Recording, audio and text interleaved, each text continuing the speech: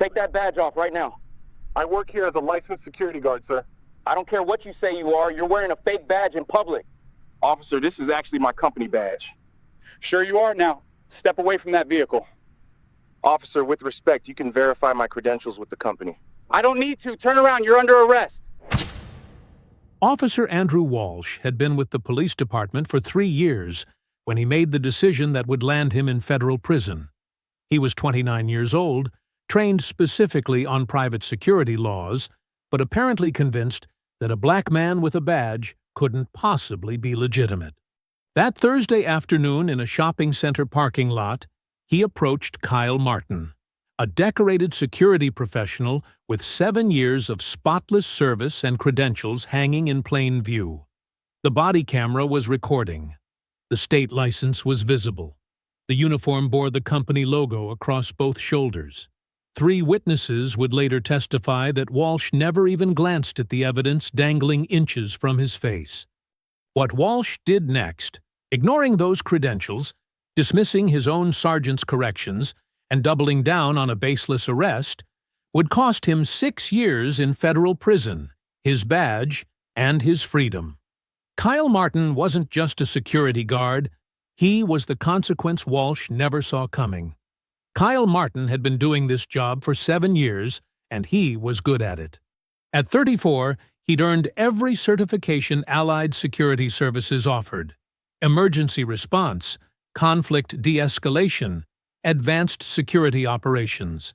The Riverside Shopping Center was his domain, a sprawling outdoor mall where store managers knew him by name and trusted him implicitly. His uniform bore the company logo prominently on both shoulders and chest. Around his neck hung his state-issued badge from the Private Security Bureau, complete with his photo and license number, impossible to miss. That Thursday afternoon in January 2024 started like any other. Kyle was documenting a parking violation, clipboard in hand, when he heard the voice behind him. "You need to take that badge off right now." He looked up. A police cruiser had pulled up, and Officer Andrew Walsh was approaching with his hand resting on his duty belt, his expression hard. "Excuse me?" Kyle replied, genuinely confused.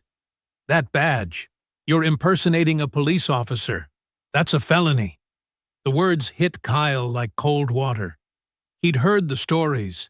He'd seen the viral videos of encounters gone wrong. Now he was living one. But Kyle was a professional. His body camera, standard issue for all Allied security personnel, was recording. His training kicked in immediately. Stay calm. Keep hands visible. Comply with commands. Document everything. "Officer, I'm a licensed security guard," Kyle said, his voice steady despite the adrenaline flooding his system. "This is my company badge. I work here at the shopping center." Walsh stepped closer, his jaw set with determination. "I don't care what you say you are. You're wearing a badge in public. That's impersonating an officer." Kyle could feel the weight of what was happening. This wasn't about a badge. This was about assumptions. About what Walsh saw when he looked at a black man in a uniform with a badge and a gun. Kyle knew that his 7 years of exemplary service, his state certifications, his legal credentials, none of it mattered at this moment. "Sir, with respect, security guards are legally allowed to wear company-issued badges. I have my state license right here." Kyle slowly gestured to the ID hanging in plain view around his neck. Walsh didn't even glance at it. "Step away from the vehicle." Kyle complied immediately, moving away from his patrol vehicle with his hands visible. Every movement was deliberate, calculated to avoid any misinterpretation. His mind raced through his training protocols for law enforcement encounters. Comply, stay calm, be respectful, survive the interaction. He could sort out the rest later. "I need to see your identification," Walsh demanded. "I'm reaching into my back pocket for my wallet," Kyle said clearly, narrating his movements for both body cameras recording the encounter. "My security license is also around my neck if you'd like to examine it, sir." Walsh took Kyle's driver's license, but his eyes never moved to the credentials hanging in plain view just inches away. It was a deliberate avoidance, as if acknowledging them would undermine whatever narrative Walsh had already constructed in his mind. "What are you doing here?" Walsh asked. "I work here, sir. I'm on patrol. This is my assigned post. I've been working at Riverside Shopping Center for 7 years. You got any weapons on you?" Kyle's heart rate elevated slightly, but his voice remained level. "Yes, sir. I'm licensed to carry. I have my concealed carry permit, and my firearm is holstered on my right hip per company policy and state regulations." This information, which should have clarified that Kyle was a legitimate professional operating within the bounds of the law, seemed to agitate Walsh further. His posture stiffened, his hand moving closer to his own weapon. "You're telling me you're walking around a public shopping center with a gun and a badge?" Walsh's voice carried an edge of accusation, as if Kyle's legal activities were inherently suspicious. "Yes, sir. It's completely legal. I'm a licensed security professional employed by Allied Security Services. Everything I'm carrying is documented and registered." Kyle could see it in Walsh's eyes. The officer had already decided what was happening here, and no amount of evidence was going to change his mind. Facts didn't matter. Credentials didn't matter. The law itself didn't matter. Walsh saw what he wanted to see, and he was going to act on that perception regardless of reality. Walsh reached for his radio. "Dispatch, I need backup at Riverside Shopping Center, main parking lot. Possible impersonator, armed." Kyle's stomach dropped. The word armed in a police radio call could turn this situation lethal. Within minutes, 2 additional patrol cars arrived, sirens silent, but lights flashing. Officers emerged with heightened alertness, hands near their weapons. Kyle understood the terrible mathematics of this moment. He was a black man with a badge and a gun, now surrounded by multiple officers responding to a call about an armed impersonator. One wrong move, one misinterpreted gesture, and this could end in tragedy. Officer Lang, one of the responding officers, approached more cautiously than Walsh. His eyes moved to the credentials hanging from Kyle's neck, and confusion crossed his face. "He says he's security," Lang noted, looking at Walsh. "I don't care what he says," Walsh snapped with unusual vehemence. "He's impersonating an officer. Look at that badge." Lang hesitated, clearly uncertain. He could see the Allied Security logo on Kyle's uniform. He could see the state-issued credentials. Something didn't add up, and his experience told him to proceed carefully. Kyle seized the opportunity. "Officer Lang, I respectfully request that you verify my credentials with the State Private Security Bureau. My license number is clearly displayed on my badge. You can call it in right now and confirm everything I'm telling you is true." It was a reasonable request. It would take less than 5 minutes to verify. It would resolve the entire situation without incident. Lang glanced at Walsh, then back at Kyle. His hand moved toward his radio. "No," Walsh said sharply. "I don't need to call anyone. Turn around," he commanded Kyle. "You're under arrest for impersonating a peace officer." Lang's expression showed his discomfort, but he said nothing. The hierarchy of the moment was clear. Walsh had made his decision, and challenging a fellow officer in the field wasn't something Lang was prepared to do, regardless of his doubts. Kyle's training had prepared him for this, too. Don't resist. Document everything. Let the system sort it out. Kyle took a slow breath and turned around. Every instinct screamed to argue, to demand they verify his credentials, to insist on basic procedure. But he knew better. Resistance, even verbal resistance, could escalate an already dangerous situation. "I do not consent to this arrest," Kyle stated clearly, his voice projected for the body cameras recording from multiple angles. "I am a licensed security professional in good standing with the state. I am not impersonating anyone. I am conducting my lawful duties. I request that you verify my credentials with the State Private Security Bureau before proceeding with this arrest." Walsh ignored every word. The handcuffs clicked around Kyle's wrists with unnecessary force. "You have the right to remain silent. Anything you say can and will be used against you in a court of law." The Miranda rights continued as Kyle was led toward the patrol car. This was the moment that would be seared into his memory. Being arrested for doing his job, for wearing the uniform and credentials he'd earned through years of professional service, for being a black man whom Walsh had decided was a criminal despite overwhelming evidence to the contrary. As Walsh opened the patrol car door, shouting erupted from across the parking lot. 3 store managers from the shopping center were running toward the scene, having watched the encounter unfold. "That's Kyle! He works here!" one of them shouted, waving his arms. "He's our security guard! What are you doing?"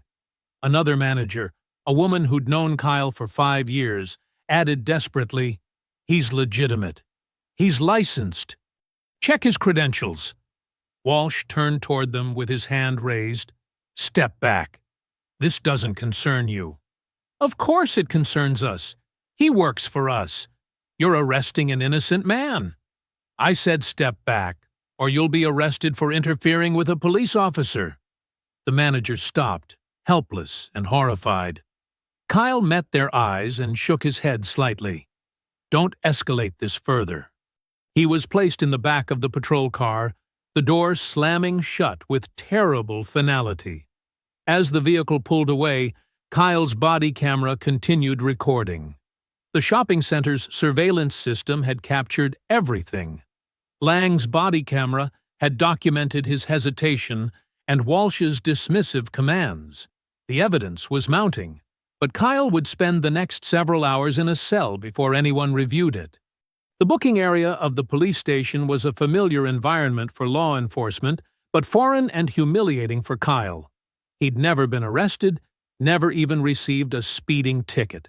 Now he stood in a room where his 7 years of professionalism meant nothing. The desk sergeant, a grizzled veteran named Bill Hilson with 25 years on the force, began processing Kyle's paperwork. He took the personal effects bag from Walsh and started logging the contents: wallet, keys, phone, concealed carry permit, state security license. Hilson stopped. He picked up the security license, examined it closely, then looked at Kyle's uniform and the badge still hanging from his neck.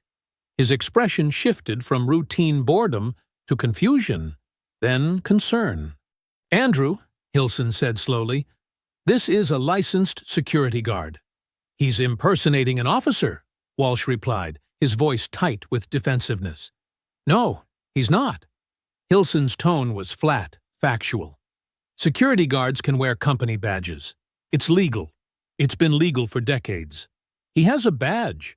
"A security badge," Hilson interrupted, holding up Kyle's credentials. "Not a police badge. There's a difference, and you should know that." The moment hung in the air like a held breath. Kyle watched Walsh's face redden as the reality of his mistake crystallized. This was the pivot point, the moment where Walsh could admit his error, apologize, and end this catastrophic misunderstanding. "I'm charging him anyway," Walsh said finally. "Let the DA sort it out." Hilson stared at his colleague with undisguised disbelief. "You're going to charge a licensed security professional with impersonating an officer when he wasn't impersonating anyone? That's my call." "It's a bad call, Andrew. This man has a valid state security license. He's authorized to wear that badge. You're creating a problem that doesn't exist." But Walsh had made his choice. Pride, ego, or perhaps the dawning realization that admitting his mistake would expose him to consequences. Whatever the reason, he doubled down. Kyle was processed and led to a holding cell. The door locked behind him with a metallic finality. But while Kyle sat in that cell, forces were already mobilizing. His body camera footage had automatically uploaded to Allied Security's cloud servers the moment he'd entered the police station's Wi-Fi range. The company's security director had been notified. Legal was being contacted. The system that had failed Kyle at the shopping center was about to work exactly as it should. Holly Simons received the call from Allied Security's legal department at 4:47 p.m. By 5:15 p.m., she was in her car with an emergency writ. By 6:30 p.m., she was at the police station demanding to see her client. Simons specialized in civil rights cases, and she knew what she was looking at the moment she reviewed Kyle's body camera footage on her tablet in the station lobby. This wasn't a gray area. This wasn't a judgment call. This was textbook false arrest, violation of civil rights under color of law, and a police officer's catastrophic ignorance of statutes he was sworn to uphold. The prosecutor assigned to review the case was Michael Torres, a 15-year veteran of the DA's office who prided himself on his thoroughness. Simons presented him with everything: body camera footage from Kyle showing his clear credentials and repeated explanations, Lang's body camera showing his hesitation and Walsh's dismissal of proper procedure, shopping center surveillance footage capturing the entire encounter, witness statements from 3 store managers, and Kyle's impeccable credentials showing 7 years of licensed security work without a single complaint. Torres watched the footage once, then watched it again. His jaw tightened. "I'm declining to file charges," he said flatly. "This arrest shouldn't have happened." Kyle was released after 6 hours in custody. 6 hours for doing his job. 6 hours because a police officer couldn't be bothered to look at clearly displayed credentials. 6 hours because Walsh saw a black man with a badge and a gun and assumed criminal rather than professional. But Simons was just beginning. Within 24 hours, she had filed a formal complaint with Internal Affairs, submitted a detailed report to the State Attorney General's office outlining potential criminal violations by Walsh, and filed a federal civil rights lawsuit under 42 U.S.C. Part 1983, the statute that allows citizens to sue government officials who violate their constitutional rights while acting under color of law. The media picked up the story almost immediately.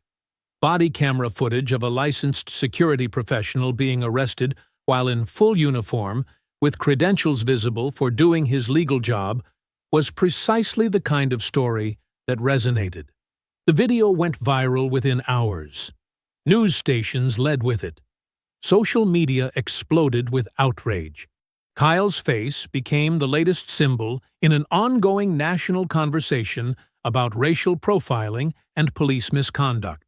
3 investigations converged on Andrew Walsh simultaneously, and what they uncovered was damning. Internal Affairs, compelled by Simons's formal complaint and the media attention, conducted a comprehensive review of Walsh's 3-year career. The findings were stark. 12 excessive force complaints, 8 of them involving Black or Latino individuals, 6 formal complaints about improper stops. His arrest record showed a troubling pattern. Numerous arrests that resulted in dropped charges, suggesting he routinely arrested people without probable cause and let prosecutors sort out his mistakes. The State Attorney General's office took particular interest because Walsh's actions potentially violated multiple state statutes. False arrest while acting under color of law could constitute kidnapping under state law, a felony carrying substantial prison time. Deprivation of civil rights by a government official was another felony charge. The AG's prosecutors built their case methodically, documenting how Walsh had received specific training on the legal distinctions between private security and law enforcement, destroying any possible ignorance defense. The FBI's Civil Rights Division launched its own investigation under Federal Statute 18 U.S.C. Part 242, Deprivation of Rights under Color of Law. Typically, this charge carried a maximum sentence of 1 year. But the federal code included an enhancement. If the violation involved kidnapping, the sentence escalated dramatically. The maximum became 10 years in federal prison.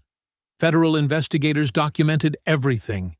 They found the training materials Walsh had received during his academy instruction and subsequent professional development that explicitly covered private security regulations. They interviewed Lang, who testified under oath about his own hesitation and Walsh's dismissal of proper procedure. They obtained statements from the desk sergeant, who had immediately recognized that Kyle was a licensed professional.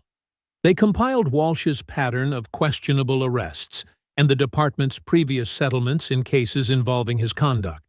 Most damning of all, they found 7 previous instances where Walsh had stopped or questioned security guards, showing a specific pattern of confusion about or deliberate disregard for private security laws. In 2 of those cases, the security guards were white, and Walsh had accepted their explanations and credentials without incident. Kyle's arrest wasn't an isolated mistake. It was a pattern. And that pattern had a racial component that federal prosecutors could demonstrate with statistical evidence. The federal indictment came down 6 months after Kyle's arrest. Andrew Walsh was charged with deprivation of rights under color of law under 18 U.S.C. Part 242, with the enhanced sentencing provision for kidnapping. The state filed parallel charges, false imprisonment, filing a false police report, and misconduct in office. Walsh's attorney initially advised fighting the charges. They would argue that Walsh had made an honest mistake, that he believed he was enforcing the law, that nothing in his conduct suggested malicious intent. The federal prosecutors destroyed that defense in their pretrial filings. They presented the training records showing Walsh had been educated on private security laws. They presented Lang's testimony about questioning Walsh's judgment at the scene. They presented the desk sergeant's immediate recognition that Kyle was a legitimate security professional. They compiled the pattern of Walsh's previous questionable arrests, including 8 cases that resulted in dropped charges and 2 civil settlements totaling $125,000 paid by the city. Most devastating was the comparative analysis.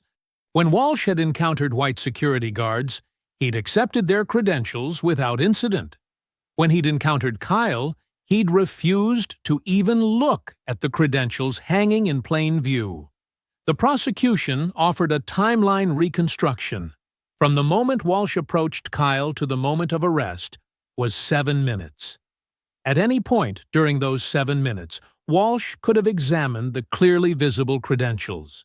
He could have called in the license number to verify it. He could have listened to Lang's concerns or the desk sergeant's corrections. Instead, he doubled down at every opportunity, prioritizing his ego over the truth. Walsh's attorney reviewed the evidence and advised his client of the reality. A jury would see the body camera footage of Kyle calmly explaining his credentials while Walsh ignored them. They would see the viral video that had been viewed millions of times. They would hear testimony about Walsh's pattern of conduct. The verdict was nearly certain, and federal sentencing guidelines for civil rights violations with kidnapping were harsh. Walsh accepted a plea deal. He pleaded guilty to federal deprivation of rights under color of law and state false imprisonment. The negotiated sentence, 6 years in federal prison. The judge accepted the plea but added a statement from the bench. You took an oath to uphold the law. Instead, you became the instrument of injustice. Your actions imprisoned an innocent man who was simply doing his job. Walsh was terminated from the police department, stripped of his law enforcement certification, and permanently barred from any law enforcement work in any jurisdiction. His pension, the one protection that survives most police misconduct, was forfeited due to his felony conviction related to official duties. The city's legal department evaluated Kyle's federal civil rights lawsuit and reached a swift conclusion. Fighting this case would be expensive, embarrassing, and ultimately futile. The evidence was overwhelming.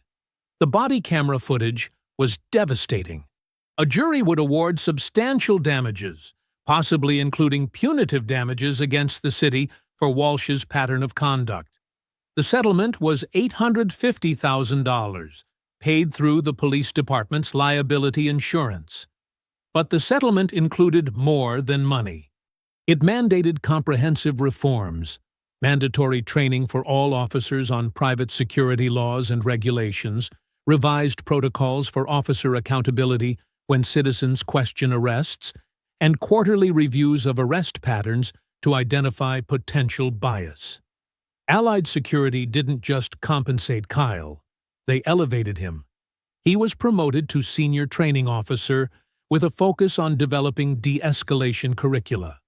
His training programs, built around his lived experience, were implemented across the company's national operations. He became a sought-after conference speaker, presenting to both private security professionals and law enforcement agencies about the intersection of their roles and the importance of mutual respect and understanding.